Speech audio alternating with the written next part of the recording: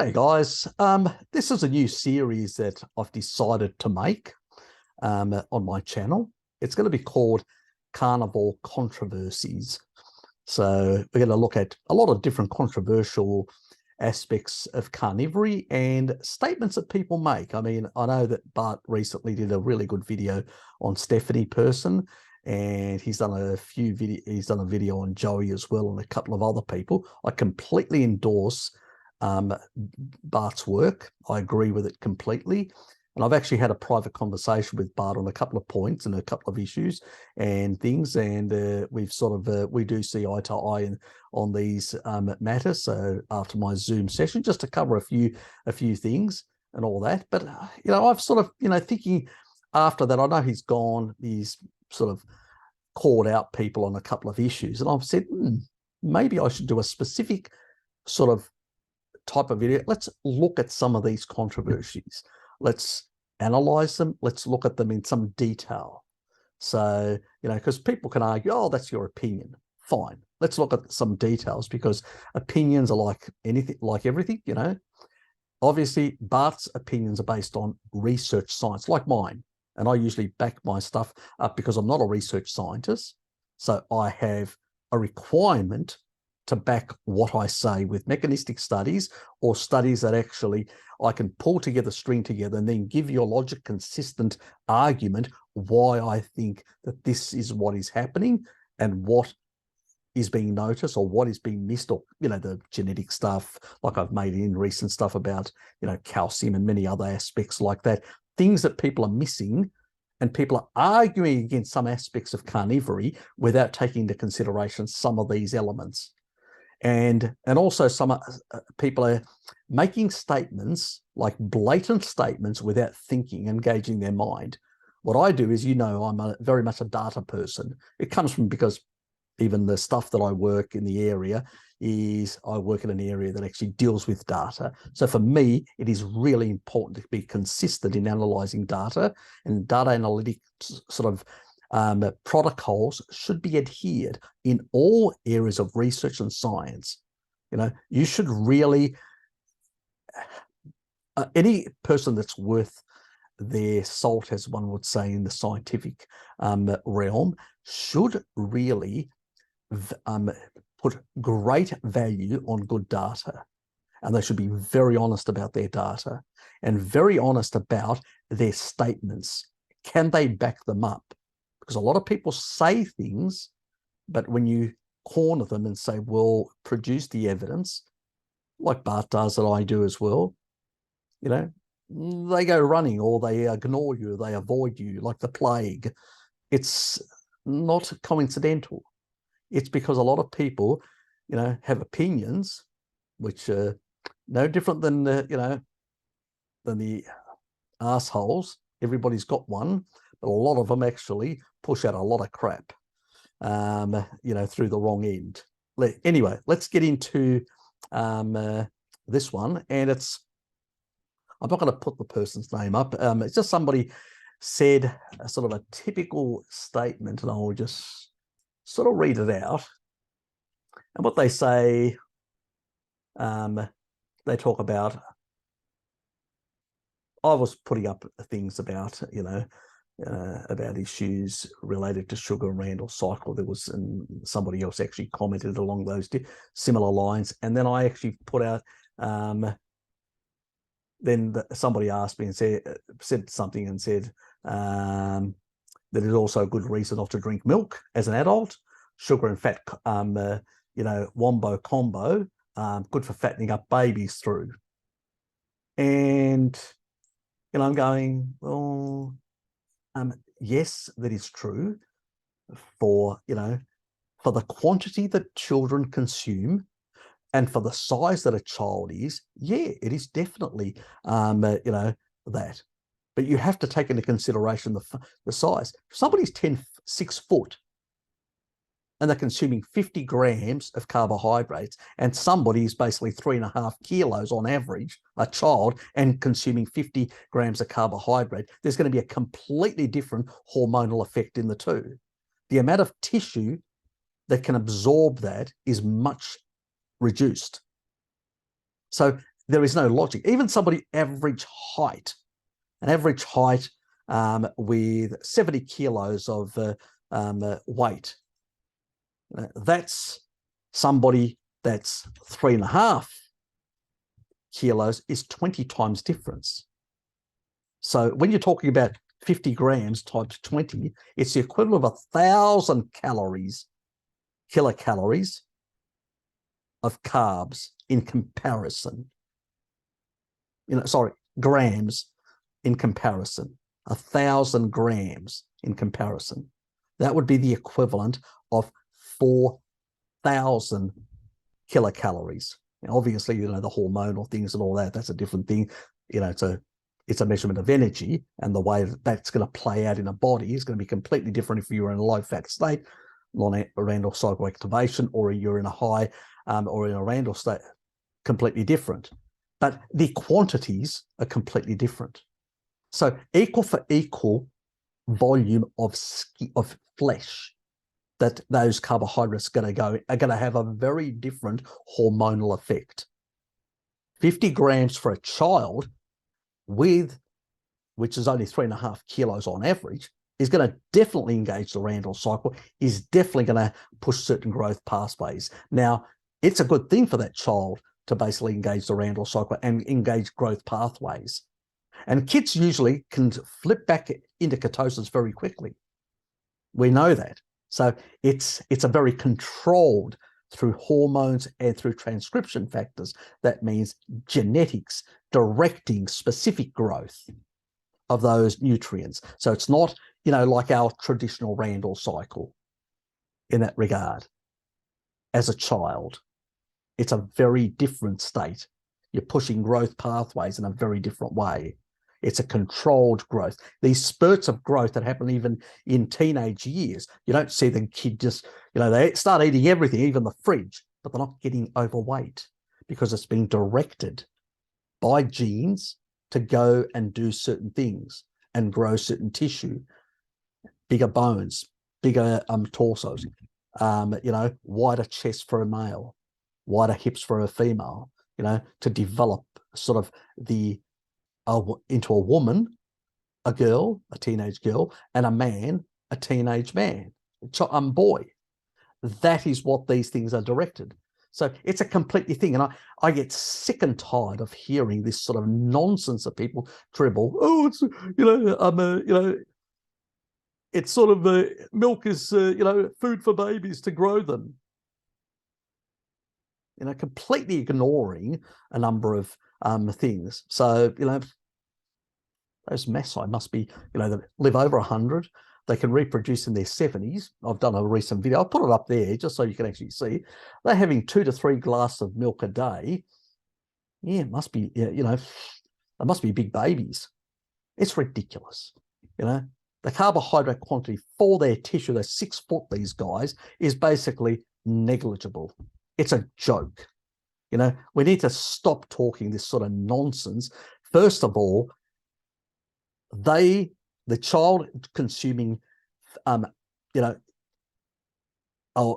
woman's milk, breast milk, is completely different.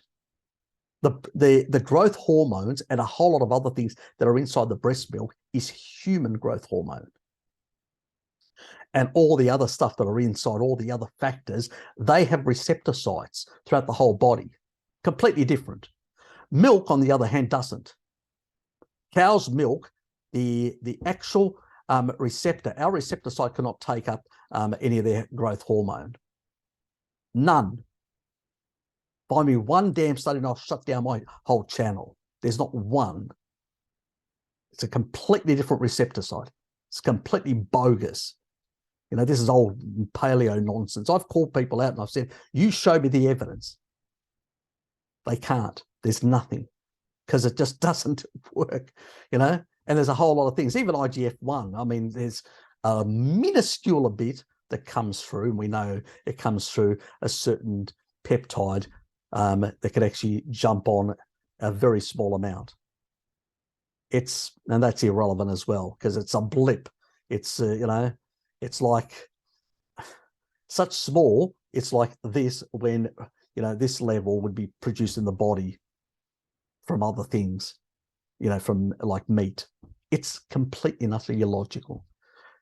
The other thing, a whole lot of other myths and legends that exist. But anyway, let's take a look at some of this information, because I get annoyed with some of this complete and utter unscientific belief systems, because that's what they are. They're not based on, and I don't blame that person. It's just basically being poorly informed. So you just have to Google it. It's not very difficult to get this information. Let's take a look at child. Normal birth weight of a child, 2.5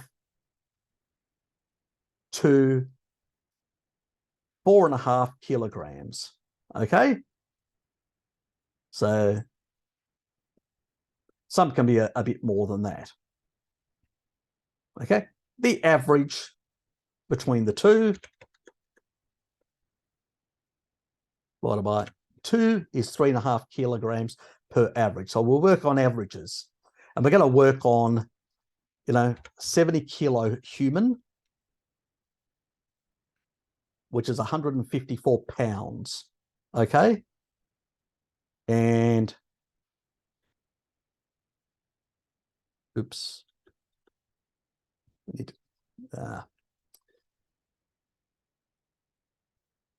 So we're talking about on average, so 3.5 kilograms is 7.7 pound baby. That's an average baby.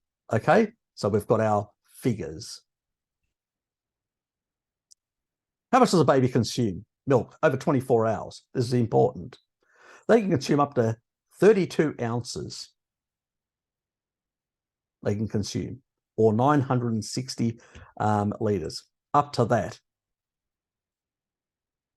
That's how much on average no more than an average of 32 ounces and all that. That's what they say. Otherwise, put them on a pacifier. Now, what do actually, how much do they actually, the American Academy recommends, this is what the American recommends, 24 ounces, blah, blah, blah. We'll go with the recommendations, even though most mothers do actually feed their children far more. We're going to go with the recommendations just to look at the differences, So we're going to the less amount because people are going to say, oh, well, you didn't go with the recommendations. You went with the top end to make a point. No, we're going to go with the actual recommendations. Okay, so nobody can actually argue any other way. 25 ounces times 28.33. Okay, that's how much it is.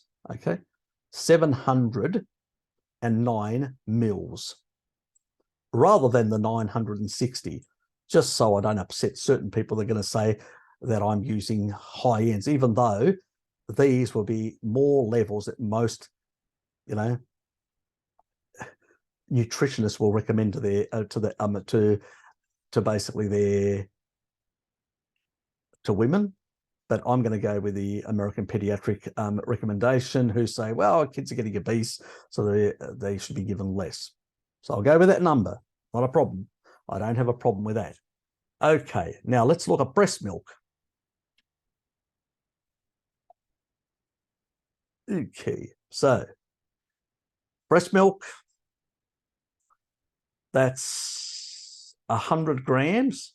As you can see, breast milk has got 4.4 grams of at 100, which is, remember, 100 grams is, just so I'll put it here on the board so people can remember, because some people don't remember this. So 100 divided by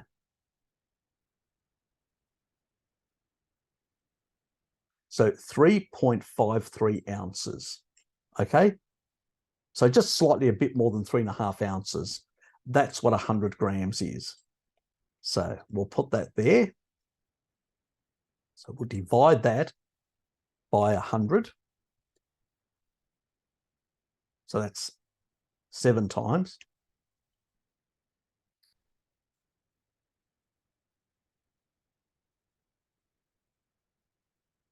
And so I will times that by that. So there's your 25. So just to confirm, so you guys know,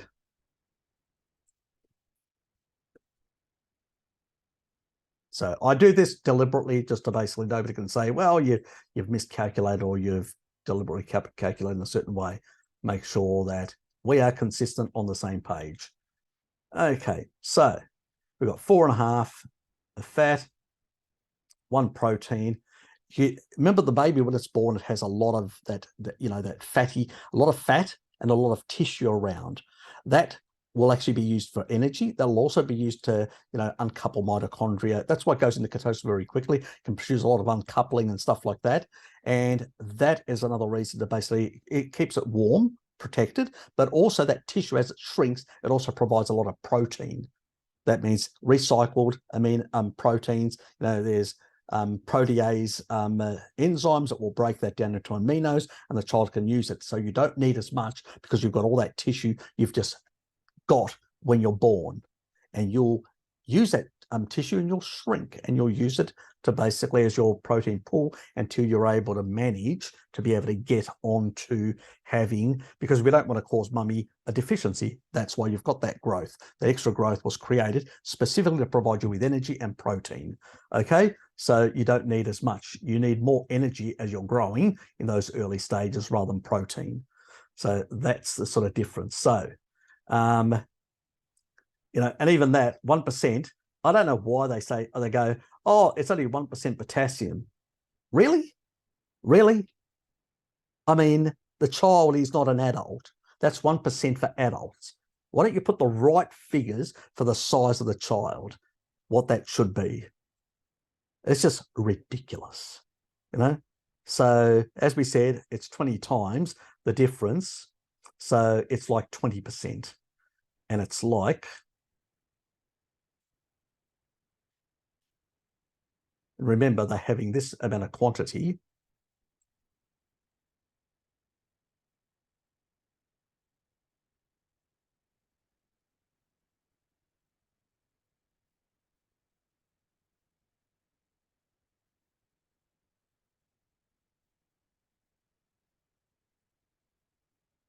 That's how much they would get equivalent to an adult.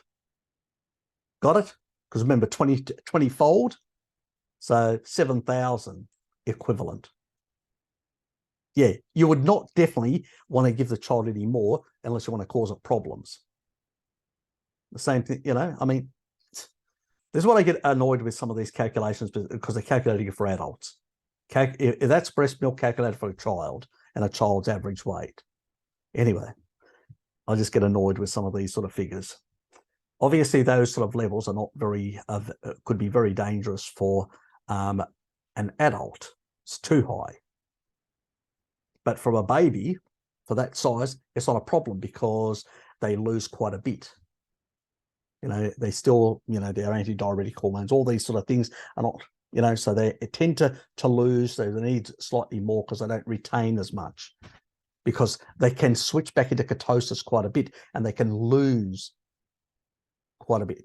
So that is a bit of a difference between a child requirement and an adult requirement. And the breast milk gives you the right sort of quantity. That's what it's supposed to do. But anyway, we won't go into that because that would go into looking at complex child physiology, which is not the purpose of this video. If somebody ever wants me to do a video on child physiology, I may do it at some stage. It's not a priority for my channel in that regard. And other things like here, calcium, 3%, when you put that and times it, the quantities, that's an adult percentage to do that. It's much higher than even an adult's requirements and all that. And also the same thing with vitamin C and all that. Very different levels. And these are specific. There are reasons for this because they are rapidly growing tissue and they are rapidly also having to grow a lot of collagen structures throughout the body. You need a lot of these things. So without going into the physiology of a child. And so when people make these arguments, I go, God almighty, get a life. You're just making no sense. You actually make yourself look ignorant because you're not taking into consideration a child's physiology and an adult's physiology for the same quantity. Now, we don't consume breast milk. There's a few out there that like to suck on the nipple, but the majority of us will use the regular stuff from a cow. Okay, this is the one that I get, made by cow. It's a Jersey milk. And these are the sort of levels. And let me just bring the calculator up. So it's 100, 4.6. As you can see, much lower than the 7. So is about 2/3 in the amount in terms of lactose. And remember, lactose is not like fructose. Galactose goes through 4 enzymatic pathways and gets turned into glucose. So all sugar, milk sugar, turns into glucose in the end. Okay, it's not like sucrose, which is 50% fructose and 50% glucose. Not the same. Milk from a mother is all glucose in the end. When you go all the way down to glucose 6-phosphate, so you go actually to glucose 1-phosphate, but all, we're talking about those are the conversion parts. But when you go all the way down in terms of going through to pyruvate and all that, it all gets converted. It all gets, at the end of that, the final step of the galactose sort of conversion is glucose 6-phosphate. When you take glucose, you convert it to glucose 6-phosphate as well in order to then go through that Krebs cycle, through the actual glycolysis, and then into the Krebs cycle. So pretty much, it's all glucose in the end. Okay, that's what we're talking about. So it's less glycating. Now, obviously, the A1C test cannot measure galactose. That's true. Like it can't measure fructose, it only measures glucose. But if it actually gets converted, when milk goes, it goes through the portal vein and actually will go directly into it won't go directly into circulation. It will go to the liver, get converted, and if the liver wants to keep some of it as glycogen, it'll keep some of it as glycogen out of that milk. And if it wants the rest of it, it'll export it out as glucose to the cells. So once these conversions have happened, it'll actually get exported out. Goodbye, go to all the tissues, brain or wherever else you need to go, to the red blood cells or wherever, and be used as energy. And that's the purpose of it. So still glucose, which is much less glycating in that regard. So it is, if in a low carbohydrate state, it's 7 times less glycating than fructose. In a Randall cycle activation, depending on the gradient, it can be anywhere between 7 and 10 because it stays resident in circulation because of Randall cycle activation of a different gradient. And the longer it stays in circulation, obviously it's going to glycate, your protein structures, especially through the endothelium, and also some of the stuff, that are basically transiting through the bloodstream. Anyway, so I think we've covered that. So we'll move on and look at the actual quantities. Now, we know the Maasai, based on what Mary Ruddock actually mentioned to us, they consume 2 to 3 glasses of milk per day. Now, per serving, there's a glass of milk. It actually is 244 mils to be precise, but I'm going to go with the 250.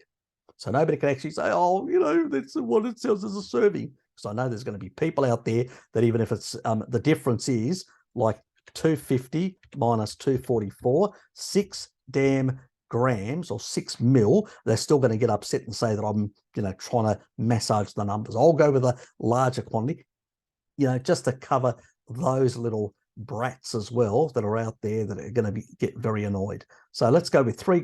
We'll go with 2 initially, because we can do 150% to get the 3. So, oops. So 2 glasses of milk, which is half a litre.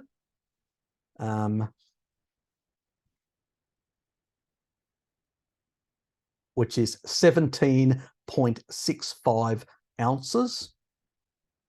Okay, so that's like, because 16-ounce glass is a big glass. So it's nearly like a big glass or a small glass. But anyway, a standard glass is, we're not talking about, which is an 8-ounce glass. So, and that's why when you do 16 ounces,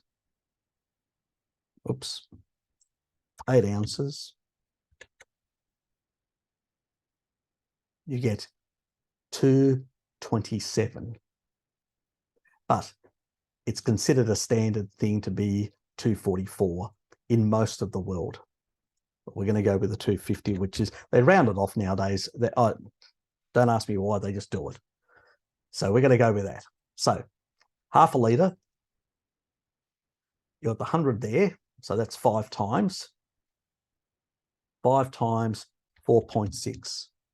23 grams of carbohydrates. That's all they're getting. So for an adult, I would say that's still ketosis. I used to be about 25 to 26 grams of carbohydrate in my ketosis days, and I was getting 3.5 millimoles or 2.7 millimoles even within a meal. So I was still having milk back then, and I was in ketosis, and I was in high ketones. So it's absolutely nonsense. A glass of milk is not going to knock you out of ketosis. 2 glasses of milk are not going to knock you out of ketosis in a day. 11.5 grams. I mean, get a life. For a big person, a big volume, a big person, it is completely and utterly illogical in that regard. So it's minuscule. I mean, even at 50 grams of carbohydrate, you can still be in low-grade ketosis. I was about around 1 millimole. Sometimes I dip slightly below 1 millimole with 50 grams. Now, 50 grams is like 4 glasses of milk, the equivalent. That's what it is. It's 46. You go 23. But there are some milks, whole milks that are about 4.8 grams of, so if we'll go with those ones that many people, the commercial ones out there that are 4.8 whole milk. So I'll just so actually I can show you this milk. So there you go. There's your standard, not the 1% fat. We'll go for the whole milk, which is what most people will get. As you can see, it's 4.8, the carbohydrate content. So we'll go with that, which is what most people consume. I consume this, which is slightly less, but we'll go with the 4.8 times 5 times 24, 1 extra gram. That's it. Oh, Gary deceived us. It wasn't 23, it was 24. Well, depends on the milk. So 24 grams, you're still going to be in ketosis.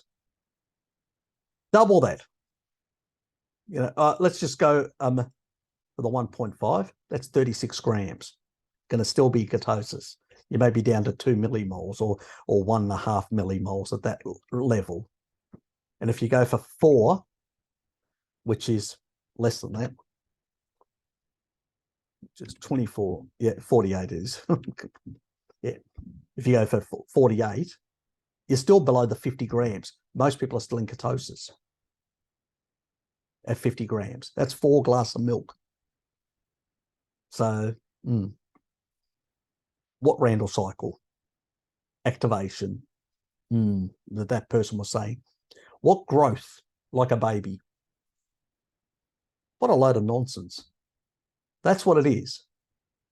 So whether you're if you're in a low carbohydrate state and you're having about 48% of sweet potato, or you're having 48% of milk without any of the fiber shit that's going to have a negative effect on your gut, I'd rather drink 48 grams with 4 glasses of milk from that, which is a litre of milk. That's a litre of milk. That's me consuming 1 litre of milk. And I will love that. So, absolute nonsense in that regard. So as you can see, it is completely and utterly, so it'd be 12 grams per serving, per glass, or rounded off glass, 250 mils. So 1 litre, you could have 1 litre of milk every day, and you'd still be at 48%, which would put you in low-grade ketosis for the average adult. Somebody like Sean Baker would be like a blip because he's even got more tissue. So for him, he'd have to go much higher to push himself out of ketosis. He can tolerate much more carbohydrate. Somebody smaller could probably tolerate 3 glasses. I'm having about 1 glass or 2 glasses of milk a day. So it's irrelevant, completely irrelevant. I'm down to the 24, even let's say round it off to 25 grams just to keep people happy. It's irrelevant. As you can see, it's a nonsense, complete nonsense argument. It's a blip. So even if we were to go with kilocalories for this, there's 4 glasses of milk per day. That's how many, 192 from sugar. 200 calories, kilocalories, like a blip. Give us a break, So when we're looking at the equivalent in a child, it's completely different. The numbers are completely different when you look. So when we look at 7, and that was, let me just, get the 87. And we go 7, and the quantity which we'll go for is the 25 ounces. So 25 times 28 point. So divide that by 100. So it's 7.08. So let's times that by 7. We're talking about 49.58. Got it? So this child on the American Academy of Pediatrics recommendation would be consuming 49.58 grams of carbs, of glucose. Okay, that's grams. So, and times that by 4, it's about 198 in terms of 0.333 kilocalories. Obviously, with the hormonal stuff and all that, it's not, it's a measurement of heat, but we're just using it just to make a point. Okay, so we know hormones will, Randall cycle activate, all these other factors have a big role in the way things and nutrients are basically utilized. It's just to basically make a point. Okay, so back to the grams. Now, remember, average adult, 154 pounds, 70 kilograms.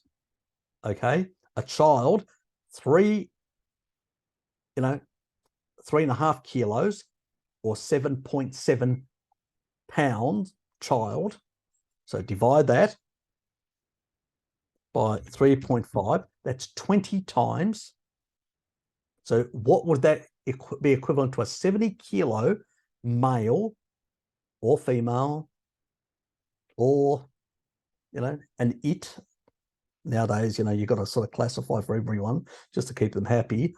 Every child gets a prize. Everybody gets a calling. I'm being nice. Anyway, and facetious. Anyway, now let's times that with 20. How many grams of carbohydrates would it be equivalent? That's what it would be for an adult. It'd be like consuming 991.7 grams. Got it? That's what it would be like, what you'd be doing. That's the amount of grams. And we divided that by Oops. It'd be like 35, 35 divided by 2 would,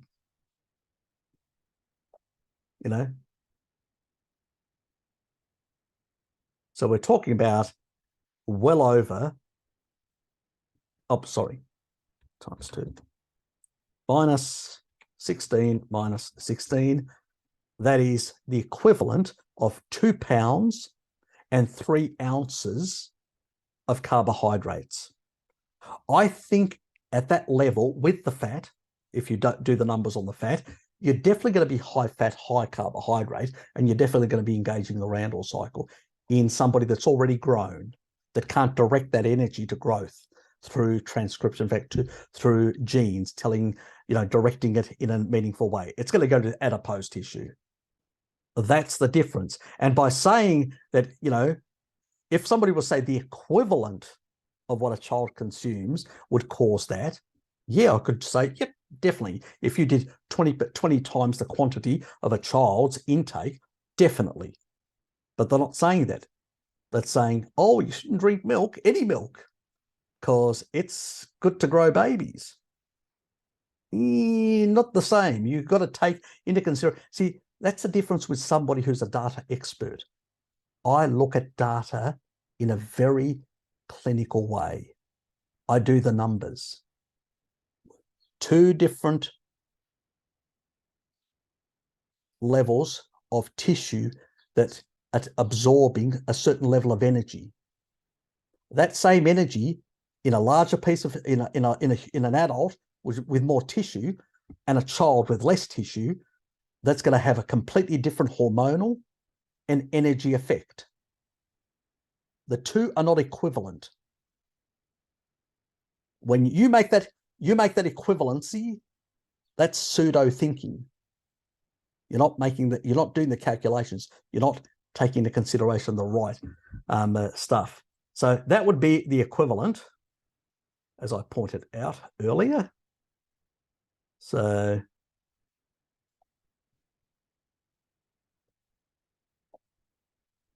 okay, I'll roughly remember it.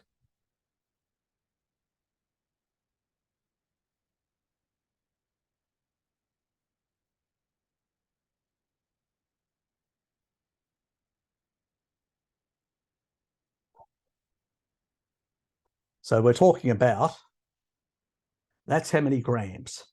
991.6666 grams. Let's times that by 4. And kilocalories, it's like nearly 4,000 kilocalories of carbohydrates for an adult. It's not 50, which is, it'd be, to get the equivalent for an adult, it'd be consuming quite a bit of milk to get the equivalent. That's the difference.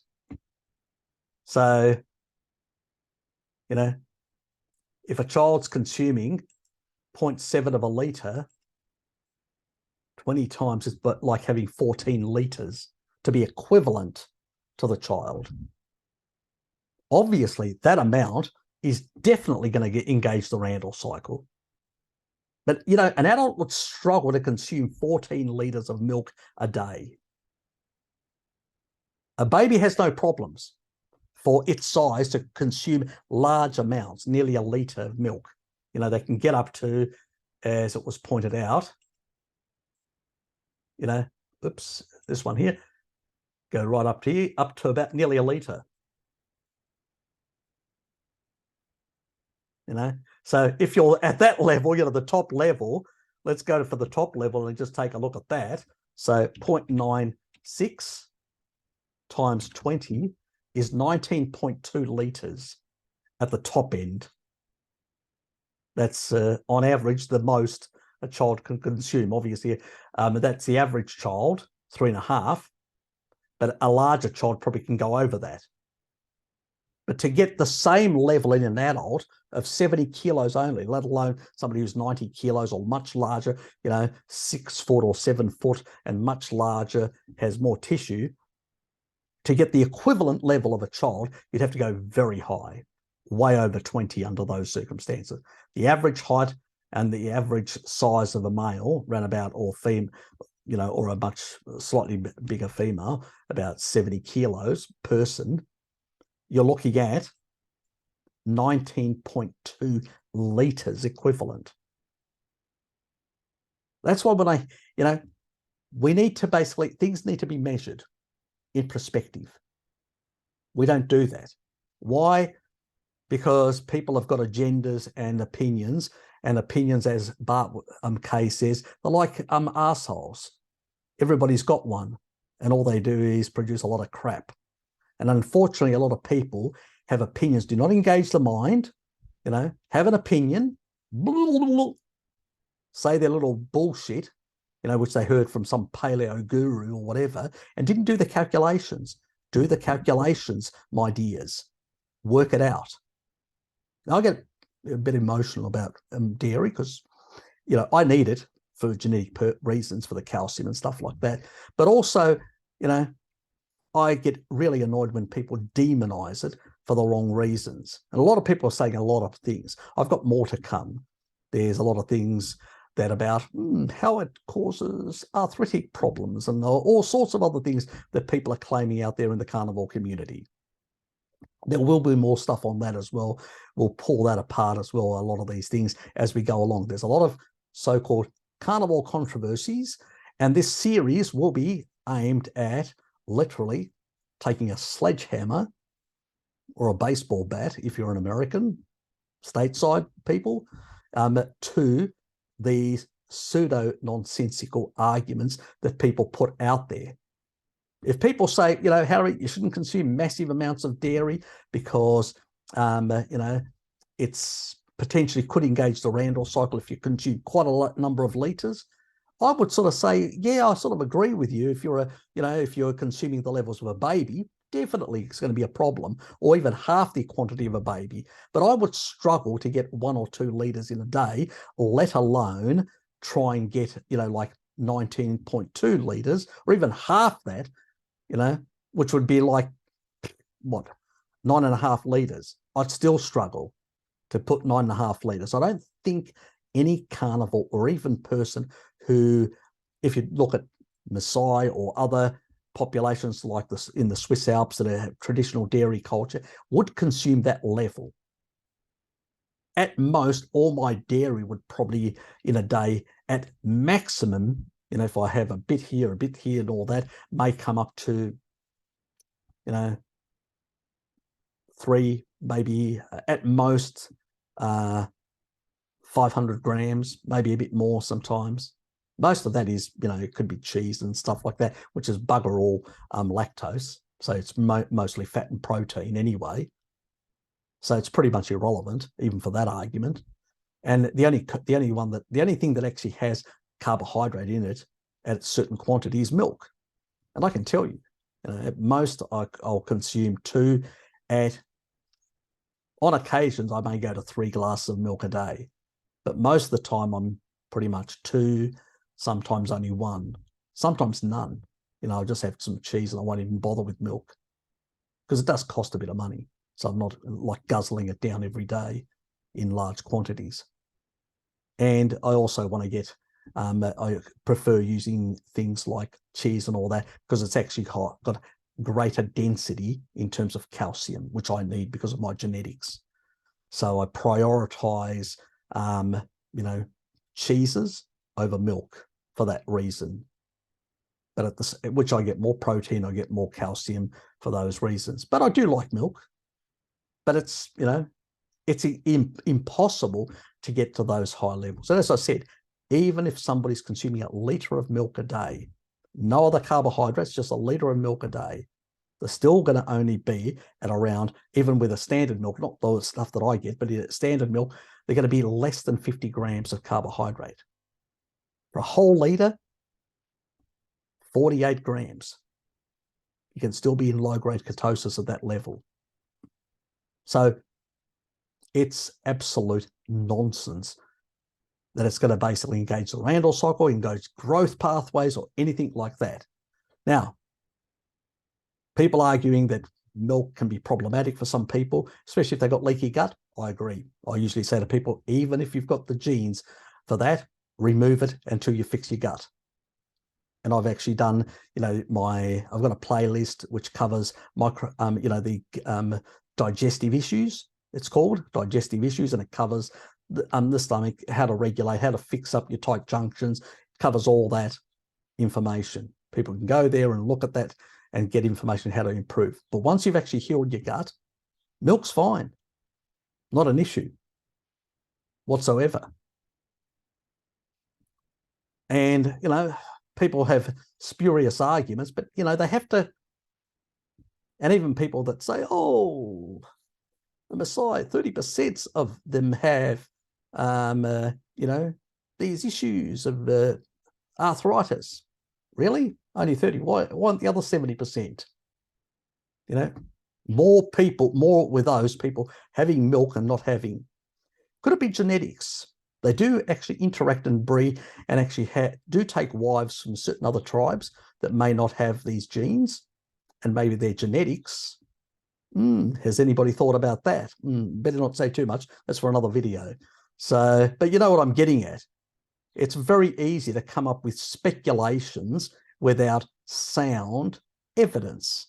And I always provide you guys with sound evidence, studies, information that you can actually collaborate, and also the genetics as well. If I'm going to cover that point of people with lactose persistency or people that have requirements because of certain genetics in the last 10,000 years of domestication that has actually happened and affected slightly the genetics of different racial groups around the world. I will cover those points and why certain people can tolerate certain things and why people may require certain things as well. And so, this is why I actually say carnivores for everyone. Not a problem there. We've got millions of years through the species, the Homo genus. So we know all our, hominins that have actually come before us have the capacity to deal with animal foods. We've adapted, millions of years of adaptation. You don't need any more. If you need any more, you've got a problem with your thinking. We've got less adaptation or problematic adaptation or weak adaptation, or it's more tolerance of compounds which haven't been in our diet for millions of years, only a couple of thousands of years.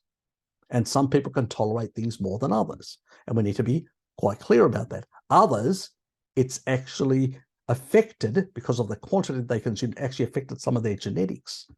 And so now they actually require, they're dependent on that stuff. It's not that it's a choice. They are dependent, a bit like cod liver oil for the Irish, have a dependency on a certain level of retinol intake because they can't do the beta-carotene conversion, which anybody in Africa can. So there is that 10,000 period of domestication that has had a few effects here and there, and we have to be honest about that. And these paleo lunatics out there that make up spurious arguments completely ignore the genetics of some people and give them contraindicated advice and actually cause themselves problems.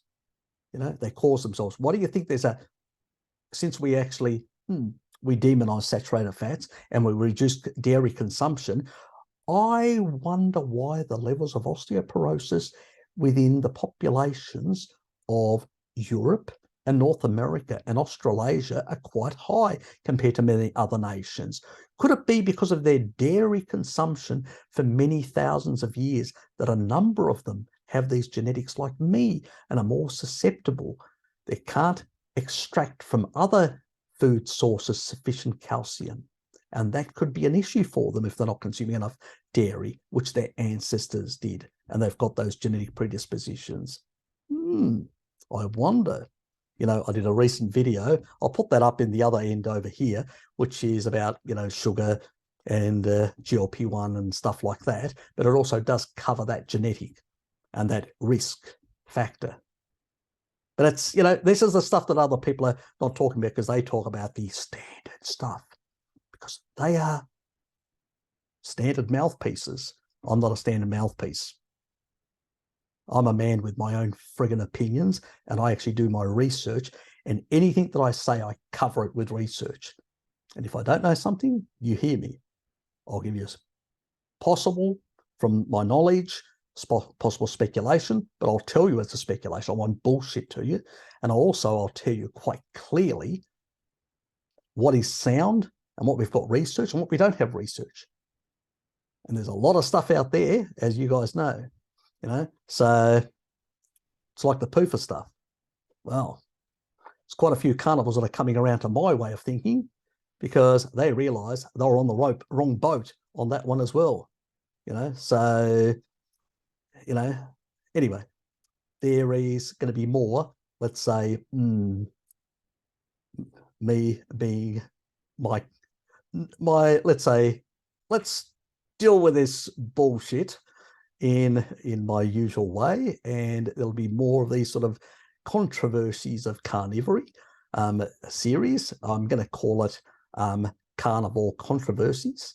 And this series will cover every single point. Now, if people do want me to cover a number of other points and stuff like that in terms of carnivore and all that, please leave comments after and say, well, I'd like you to include these things, just in case I've forgotten. I've made a list of certain points that I do want to cover in this series, but there may be certain things that you may want me to cover that I haven't actually included.